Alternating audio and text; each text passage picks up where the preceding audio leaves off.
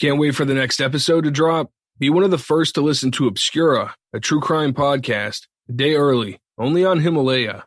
Himalaya is a brand new podcast app where you can find every single podcast you love. Whether you're a podcaster or a fan, Himalaya has got your back. Discover personally curated playlists and show your favorite podcaster some love with Himalaya's tip jar. It's free, it's the easiest to use, and they're adding cool new features every day. Go to your app store, download Himalaya, that's Himalaya, and don't forget to follow Obscura once you're there. The following audio may contain graphic descriptions of violence or audio clips of real-life distressing moments. Listener discretion is advised.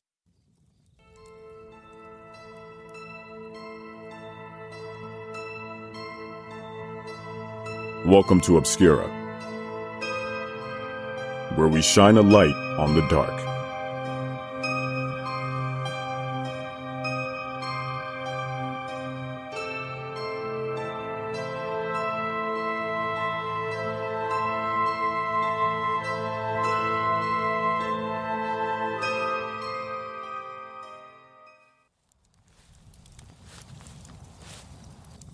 Welcome, listener. I'm glad you're here. Take a seat. Get yourself warm. You know, growing up, a regular staple in my television lineup was primetime sitcoms. Every night, for at least 30 minutes, the perfect families projected in the warm glow of the TV set allowed me to suspend my own reality and become part of their cookie-cutter American dream. It's hard to imagine a kid between the ages of 6 and 10 years old who wouldn't want to live with a TV family. After all, they got to go on the best vacations, money was never tight, their pantries were always full, and there were no problems solved by screaming at one another. For a while, I thought that maybe my family was abnormal, and the families that were on TV were showing what life with well-adjusted people was really like. An event in 1997, however, would become the first domino in a chain of events that would send the idea toppling to the ground. Today, Bill Cosby is known as a predator, and we are all too familiar with the star's public fall from grace. But in 1997, the only thing that popped into most people's mind when the name Bill Cosby was brought up were images of America's favorite TV dad.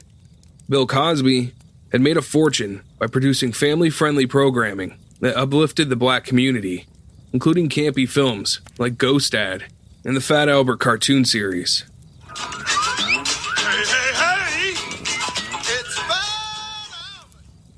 Those of us who grew up in the 1980s and early 1990s, however, are most likely to remember him as Dr. Heathcliff Huxtable on The Cosby Show, as well as a quirky comedian who advertised for Jell-O gelatin products. We're here to celebrate a different way to eat Jell-O gelatin. With our bare hands. All we need, cookie cutters, this easy recipe, and we've got jigglers! Jiggle, jiggle, jiggle, those jigglers! Jiggle, jiggle, jiggle, those jigglers! By all accounts, back then, long before the sexual allegations and convictions began to pile up, I remember wishing that Cosby was my dad. The character he portrayed on television made him seem like he had a calm and reasonable solution to any problem life could throw at a kid. He never flew off the handle, he never came home drunk, and he never placed his children in what could be categorized as dangerous situations. But this story isn't about Bill Cosby, or at least, it's not about the Bill Cosby we know today. This story is about his son, Ennis, and the Bill Cosby our hearts bled for when we learned that he had experienced something that most parents fear more than anything else: the loss of a child. Part 1. The Life of Ennis.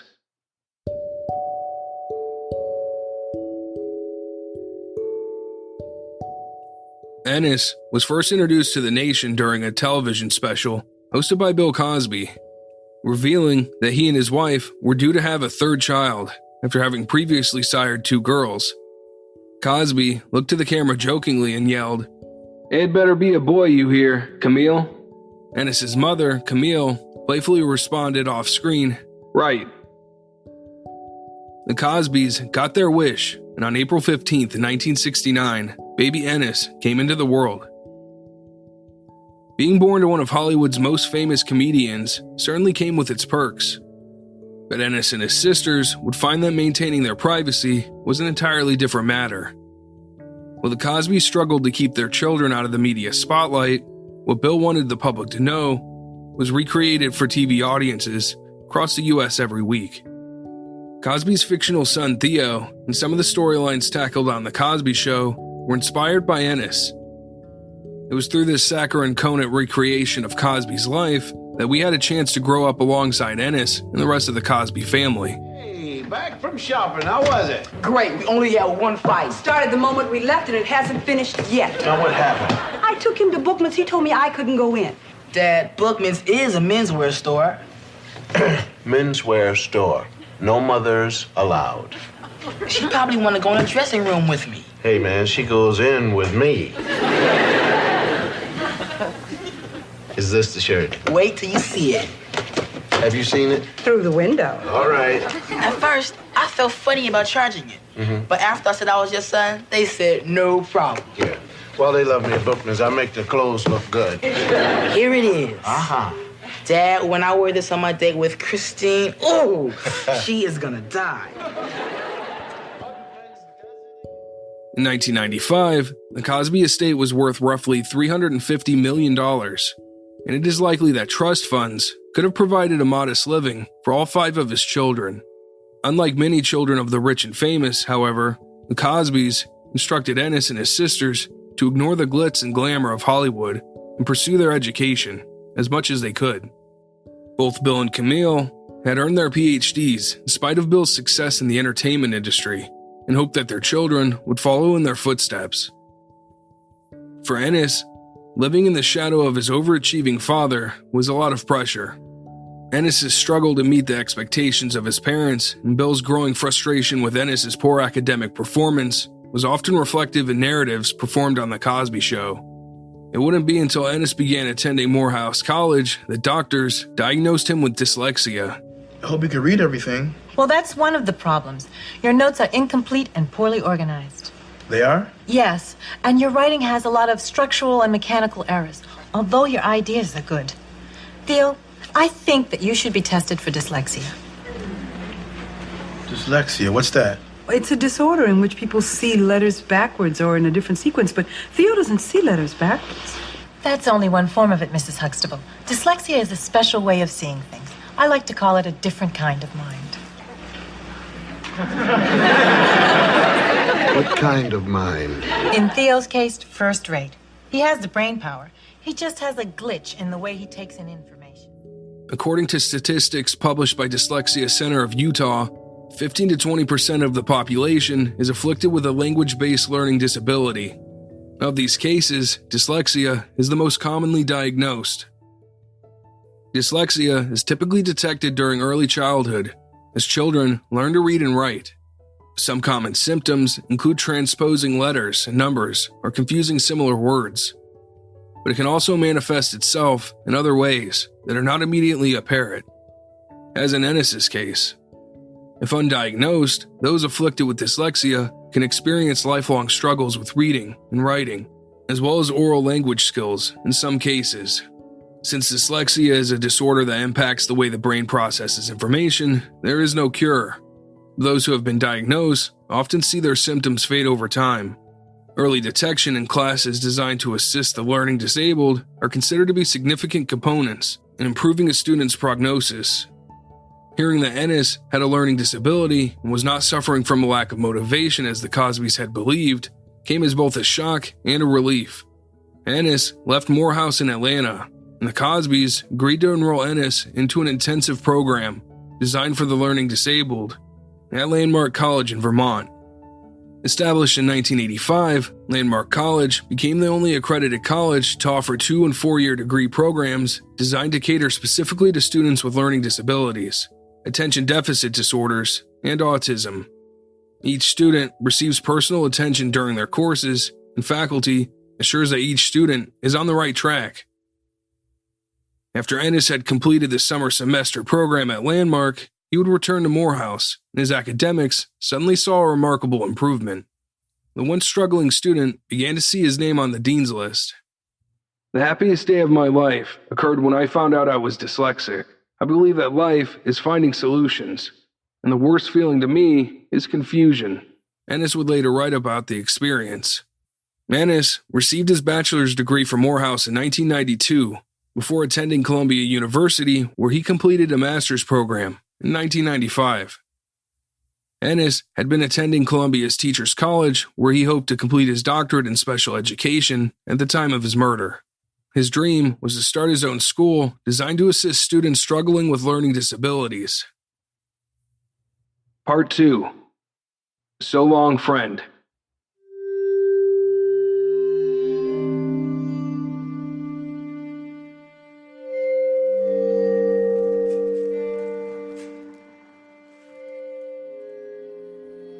It was just after 1 a.m. on an unusually chilly January night for LA.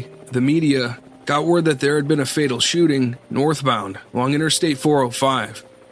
KTLA-TV was on the scene, broadcasting live as first responders checked the victim for any signs of life. CNN would rebroadcast the footage that same afternoon.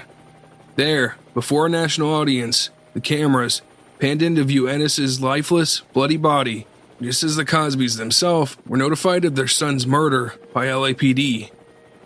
CNN would receive hundreds of angry calls about the footage. An anchorwoman, Bobby Batista, would issue the following statement on behalf of the network. There was a tape that aired that showed a close-up of Ennis Cosby, and it was inappropriate to air that. We apologize for that, and to his family as well. The footage still exists to this day online. Mr. Cosby and Mrs. Cosby are extremely upset. Needless to say, losing a child is one of the most severe things that can happen to anybody, and they're in significant grief. But he's asked us to go forward and do everything we can to locate the suspects, and we intend to do that. According to a timeline established by witness testimony, Ennis had been on his way to meet with a friend when his dark green Mercedes got a flat. After pulling over to a shoulder on a dark roadway in Sepulveda Pass, Ennis called his friend Stephanie Crane and asked her to come assist in lighting the area with her headlights as he changed the tire. Grabbing her fur coat and rushing to her car, Stephanie arrived to assist Ennis a short while later. Just as Ennis had replaced the flat, Stephanie told police a man with a gun tapped on her window and told her that he was going to kill her. Frightened for her life, she sped away. After driving a short distance, Stephanie decided to turn around, and she returned to the scene minutes later. When she arrived, she witnessed a slender white man, suspected to be in his mid-20s to early 30s, fleeing the area. Ennis had been left in a pool of blood, with a single gunshot wound to the head. Nothing was taken, including the expensive Rolex watch Ennis had been wearing on his wrist. As CNN replayed aerial footage of the gruesome scene again and again, to the shock of home audiences throughout the country, Cosby was in New York on the set of his latest series when producers broke the news from the LAPD. Ennis had been murdered, and his killer remained at large. I'd always imagined if somebody killed one of my kids, I would go get 5 .357 Magnums. Then you start to think about the person that you love who's gone. And then that part of them comes to you and says, hey, Dad, you have to go back to work, man. Not people want to laugh. Dad, you have to go back to work. And you start to laugh. His spirit from there wouldn't allow us to walk off and be anything other than what he wants, our family. Private service was held for Ennis at the Cosby's Massachusetts estate, where Ennis was buried on the property on a piece of land selected to serve as an herb garden in his memory. The yard had been decorated with a sign that simply read, "Hello, friend," which had been Ennis's signature greeting when answering the telephone. Across the nation, the Cosbys solidified their status as one of the most beloved families.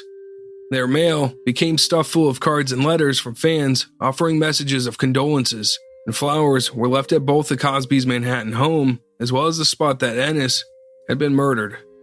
In response to so many people asking for charities to support Ennis's memory, the Cosbys founded the Hello Friend Ennis William Cosby Foundation and a grant program in his honor. The foundation ceased operation in 2008.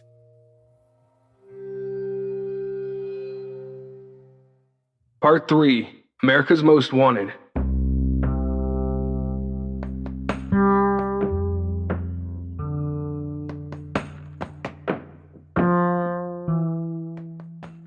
After the press announcement describing the unknown suspect, the LAPD received an outpouring of tips related to Ennis's murder, but police remained tight-lipped as the case unfolded. Though it appeared that nothing had been stolen from the scene, police suspected that the motive had been attempted robbery gone bad.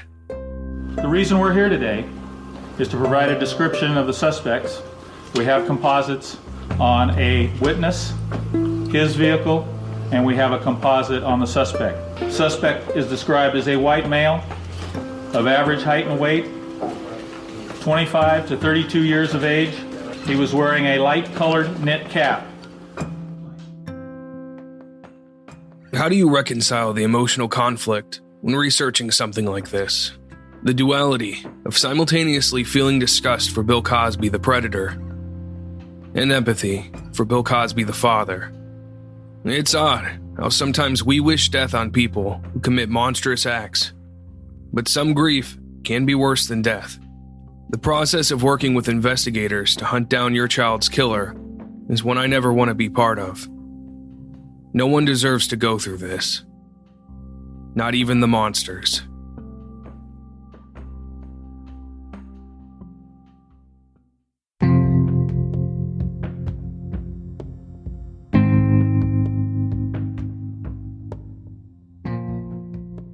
Police weren't the only ones hungry for leads in the case. Both America's Most Wanted and the National Enquirer offered a reward to anyone willing to be interviewed about the murder of Ennis Cosby. Upon hearing of the bounties, Cosby suggested that the outlets instead put the reward money towards assisting investigators. The National Enquirer took Cosby's advice. The National Enquirer offered a generous $100,000 reward to anyone who could offer information that would lead to the arrest and conviction of Ennis Cosby's killer. The reward money would prompt a man named Chris So to come forward. So sent the Enquirer copies of jailhouse letters written to him by Mikhail Markasev, a Ukrainian immigrant who was rumored to have ties to the Russian mob.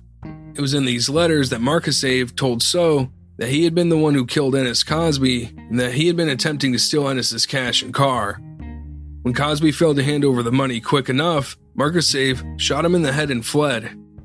In addition to the letters, which the Enquirer passed on to the Los Angeles police, So was able to give police the suspected murder weapon. Wrapped in a stocking cap was a .38 caliber Taurus handgun. DNA found from hairs in the cap were established to belong to Markasev. The National Enquirer's involvement into the investigation was a pioneer effort by a media outlet, and it raised serious questions about how their involvement may have tainted the trial for the prosecution. Some feared that the testimony of key witness Chris So would fall apart, since he stood to benefit financially for coming forward to the Enquirer with the information. Others believed it may deter future witnesses from coming forward to police about information regarding high-profile investigation in hopes of receiving a payday. Part 4: Confession.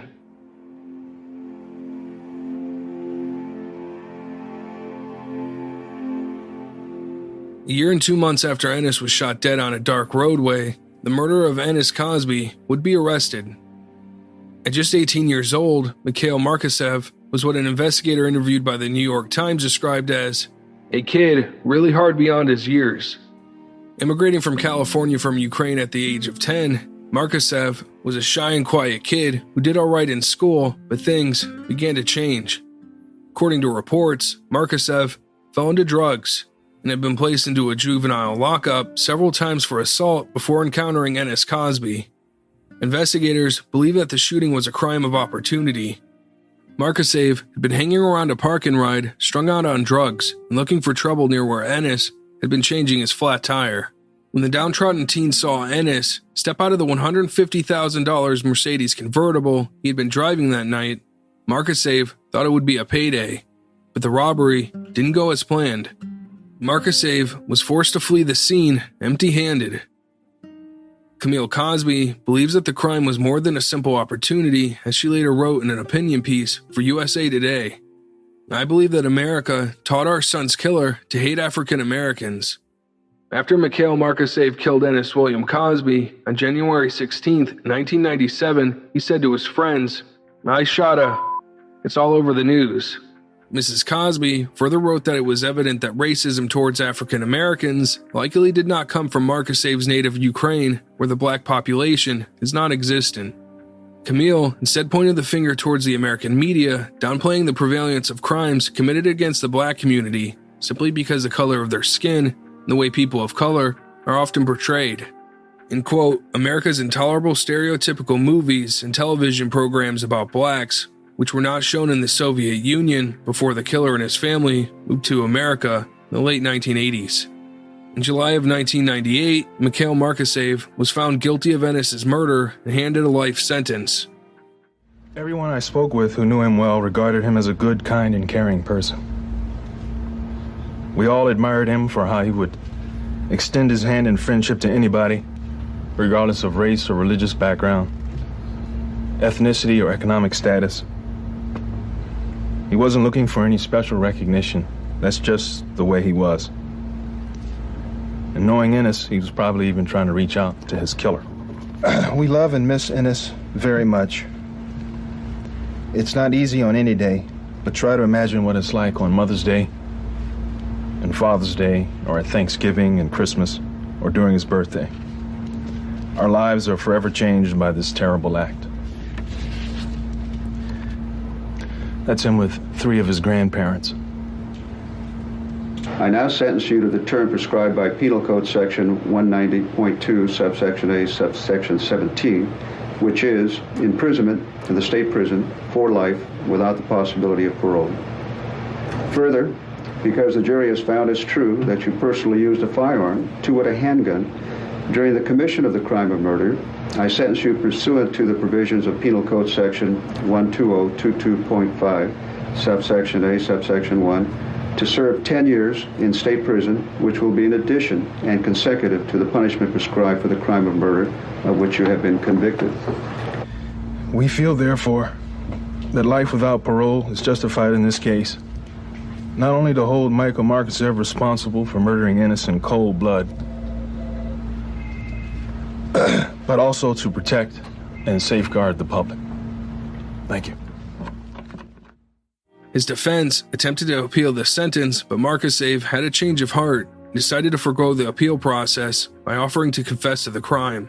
In an apologetic letter to the courts, Markasave wrote, "I am guilty, and I want to do the right thing.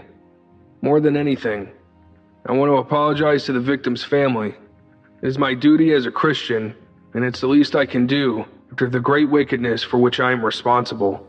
Markasave originally sought the appeal on the grounds of alleged misconduct by both jury and the prosecutor. Markasave admitted in the letter that this had been based on falsehood and deceit, and that he did not wish to put the Cosby family through any more grief. Part 5. The First Domino.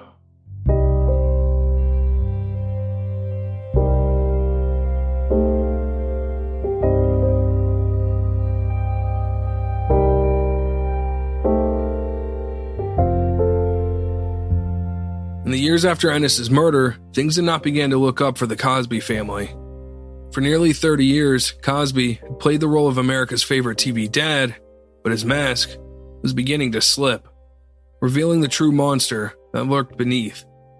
In 2000, Andrea Constad filed a civil suit against Cosby, alleging that Cosby had given her herbal pills to quote-unquote relax at his Manhattan apartment before exposing himself to her and fondling her breasts. Had 3 blue pills in his hand. 3 blue pills, and he put his hand out, and I said, what are those? And he said, they'll help you relax. And I said, like, are they natural? Are they like a herbal remedy? He said, no, they're your friends. Just put them down. They're your friends. They're your friends. Just put them down. Swallow. And he hands me some water. I get some water somehow, and I swallow the 3 pills down. I took them because I trusted that they would maybe just help me feel a little more relaxed. You trusted him? Yes, I did. Yes, I did. Bill Cosby denied the allegations, but agreed to settle the case out of court for an undisclosed amount of money. As Andrea's civil case was underway, a second woman came forward. Beth Ferrier went to the National Enquirer, who just years earlier played a pivotal role in the capture of Cosby's son's killer, with a story eerily similar to Andrea's. I was out cold, but since I'm a large person, fortunately enough, I did wake up in the alley, in a dark alley, all alone, 3 a.m, climbed out of my car and found actually 2 security guards that were still there, who actually had to have known I was there because they drove me home and the other one followed.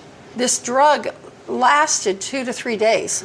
So by the time you come out of this state, you still are questioning purely yourself because you still don't know really what happens. So if you really don't know what happens, you know, as a woman knows, when you've had sex, you know when something has happened to you. My agent called me the very next morning and said that Bill Cosby forgave me. What? I'd had too much to drink. I'd been invited to something, but dumped in my car, just like a piece of trash. Cosby had developed an uneasy relationship with the tabloid, and after pressure from Cosby's lawyer, the Enquirer, agreed to squash Beth's story in exchange for an exclusive interview from Cosby, offering his rebuttal to the allegations. Cosby later admitted in court documents that he agreed to the interview because he feared that it would offer validity to Andrea Constand's case. As a result of the National Enquirer's decision to squash Beth's story from the paper, it would take another 10 years and a stand-up routine from comedian Hannibal Buress to finally get prosecutors to take a serious look at the mounting accusations.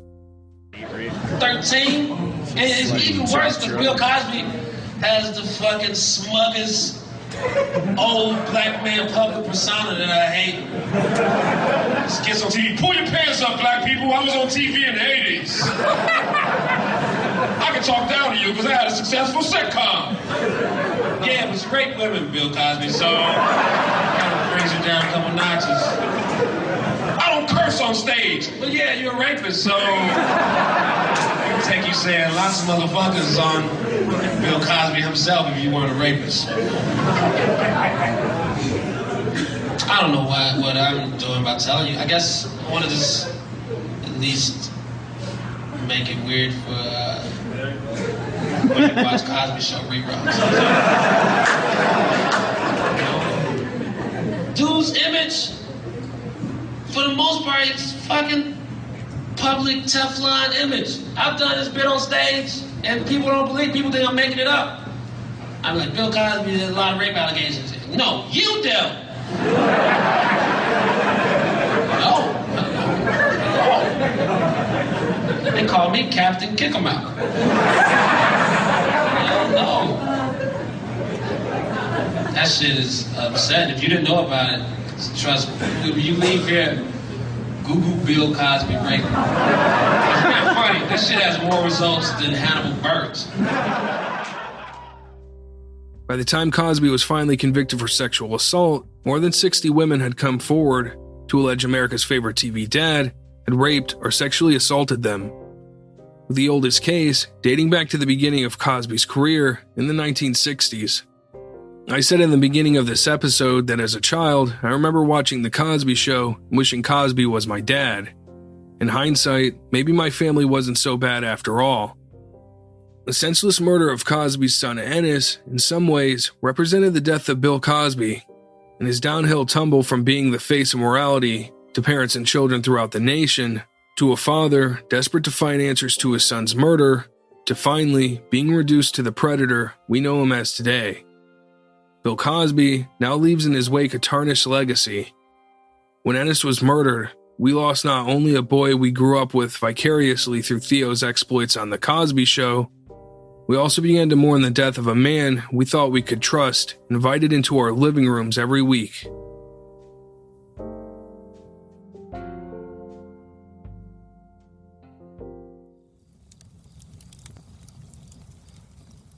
And that's it for today's episode. If you like what you heard, head over to your favorite podcast app and leave us a review. It's a great way to support the show, and it costs you absolutely nothing. You can also support us through Patreon, if that's your thing.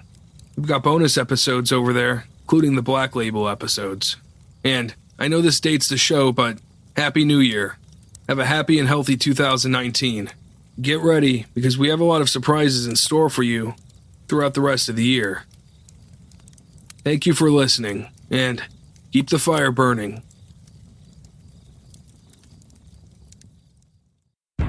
Check out the Murderific True Crime Podcast, hosted by Bernadette from the state of Maine. Topics will include some seriously true scary stories about serial killers, mass murderers, familicides, the missing, and unsolved cases. Go to www.murderific.com to start listening now, or anywhere you listen to podcasts. Until then, we will be executing podcasts one crime at a time.